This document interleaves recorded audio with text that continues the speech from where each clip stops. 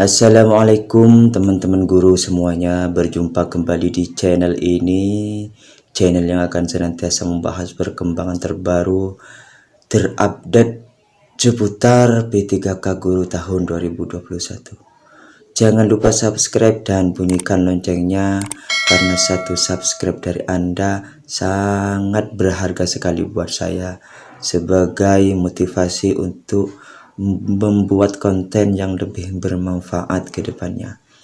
Dan ingat teman-teman, subscribe itu gratis. Kita masuk ke pembahasannya. Sudah bukan rahasia lagi bahwa pemerintah menyuruh guru honorer yang lulus passing grade tahap 1 namun tidak mendapatkan formasi untuk kembali mengikuti tes seleksi tahap 2. Hal tersebut mengundang reaksi Ketua Forum Guru Honorer K2 Provinsi Lampung Tengah, Edward Leonardo. Ia meminta pemerintah tidak menyakiti mereka lagi dan jangan lagi mendorong-dorong honorer ikut tes P3K, tetapi begitu lulus passing grade justru tidak ada formasi.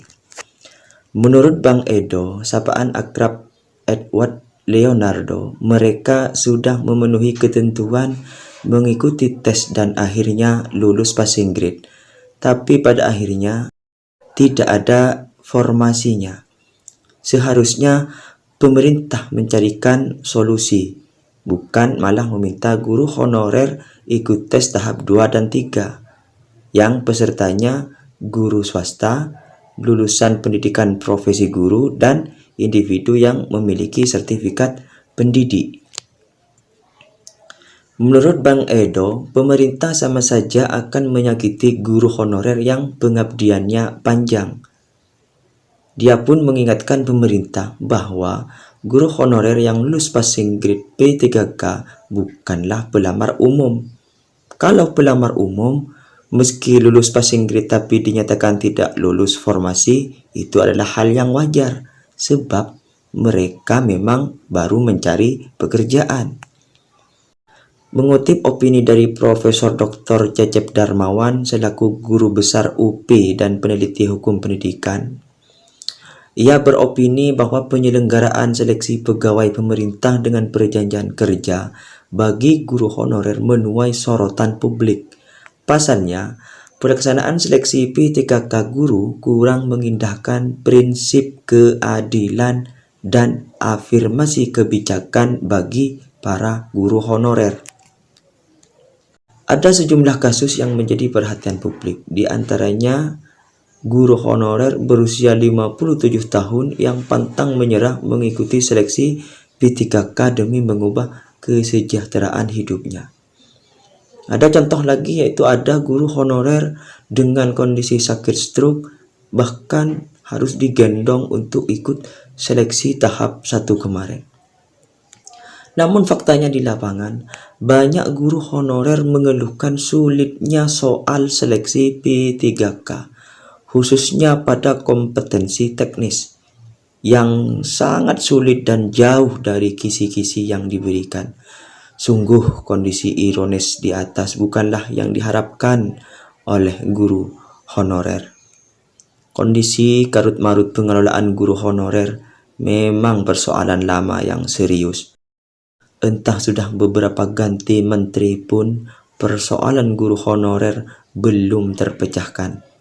Guru honorer menantikan afirmasi yang pro honorer dari pemerintah saat ini. Pemerintah mengeluarkan kebijakan afirmasi bagi peserta seleksi P3K dalam bentuk penambahan nilai kompetensi teknis. Tertuang dalam Peraturan Menteri Pendayagunaan Aparatur Negara dan Reformasi Birokrasi Republik Indonesia Nomor 28 Tahun 2021 tentang pengadaan pegawai pemerintah dengan perjanjian kerja untuk jabatan fungsional guru pada instansi daerah tahun 2021. Kompetensi manajerial, sosiokultural, dan wawancara tak termasuk afirmasi tersebut. Dalam pasal 28 ayat 1 Permen Pan RB nomor 28 tahun 2021 disebutkan kompetensi teknis diberikan penambahan nilai dengan beberapa ketentuan.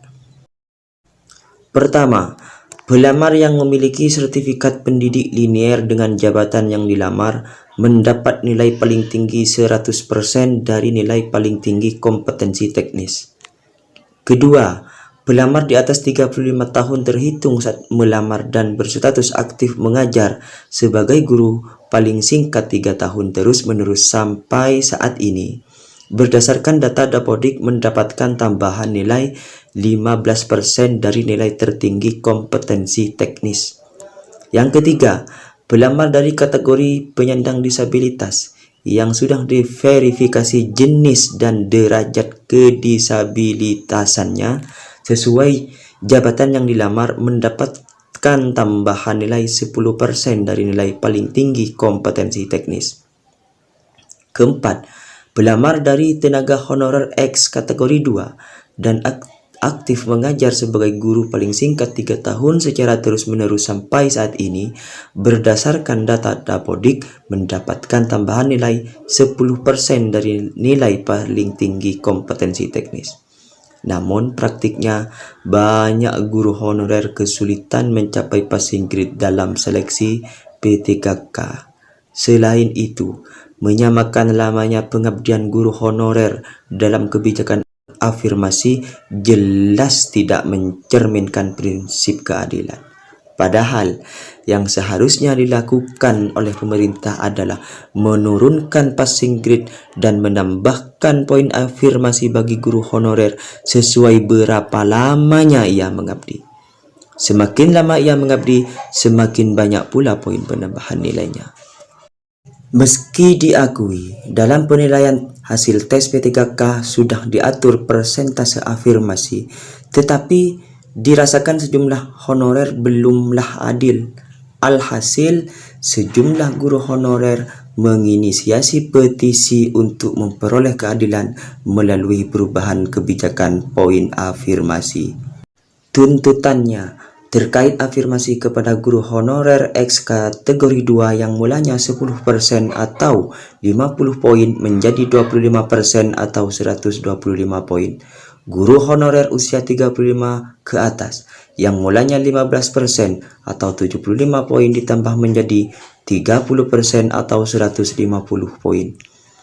Afirmasi kepada guru honorer yang sudah mengabdi dan memiliki NUPTK harusnya minimal 10-30% bergantung pada lama mereka mengabdi. Atas tuntutan di atas, kebijakan afirmasi semestinya juga memperhatikan beberapa kriteria lainnya. Di antaranya, guru honorer yang telah puluhan tahun mengajar di sekolah yang akan memasuki usia pensiun, mengabdi di daerah 3T, tertinggal, terdepan, dan terluar, dan guru honorer yang memiliki penyakit yang sudah lama dan cukup parah. Apa yang seharusnya dilakukan oleh pemerintah setelah seleksi P3K selesai? Pemerintah seharusnya memikirkan pembenahan data dan meningkatkan kompetensi guru honorer.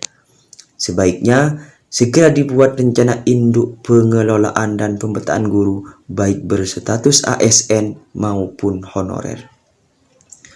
Perbedaan jumlah guru termasuk guru honorer kerap terjadi.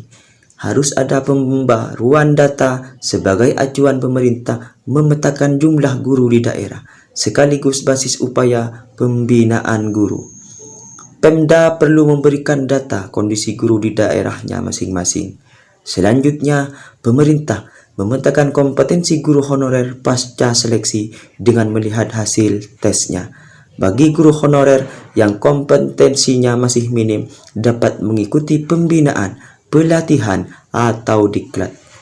Guru honorer yang lolos seleksi P3K dan belum memiliki sertifikat pendidik atau kualifikasi pendidikan minimal S1 harus segera mengikuti PPG atau perkuliahan di S1. Itu semua jadi ikhtiar menjaga standarisasi mutu pendidik. Jika hal tersebut diperhatikan, pemerintah memberikan keadilan dan membentuk kebijakan proporsional dalam seleksi P3K bagi guru honorer. Kita berharap kesejahteraan dan profesionalisme guru honorer terwujud sebagai keberpihakan pemerintah kepada guru honorer di seluruh Indonesia. Demikian yang dapat kami sampaikan di video kita kali ini. Semoga video ini bermanfaat untuk teman-teman guru semuanya. Nantikan video kami selanjutnya. Terima kasih dan wassalamualaikum.